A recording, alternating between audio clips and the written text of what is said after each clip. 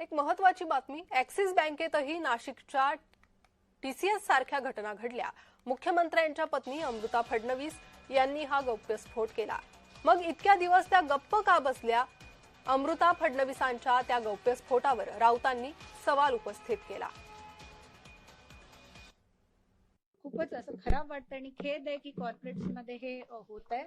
आणि काही प्रमाणात जेव्हाही हे होतं, माझ्या वेळेस पण मी जेव्हा ॲक्सिस बँकेत होती तेव्हा अशा केसेस माझ्या पुढे झालेल्या आहेत आणि विसिल ब्लोईंग होऊन त्या मुलांना प्रॉपर त्याच्या अगेन्स्ट लीगल ऍक्शन झालेली आहे, कॉर्पोरेट ऍक्शन झालेली आहे। तर मला वाटतं असं काही झालं तर ते झाल्या आपल्याला विसिल ब्लोईंग करणं जरुरी आहे, समाजाला हे सांगणं जरुरी आहे, आपल्या सिनियर्सना सांगणं जरुरी आहे।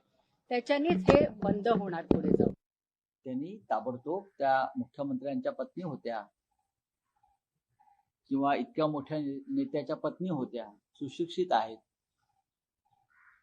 महिलांच्या हक्कांसंदर्भात त्या चर्चा करत असतात, बोलत असतात, त्यावेळेला त्या का गप्प बसल्या असा प्रश्न लोक विचारू शकतात।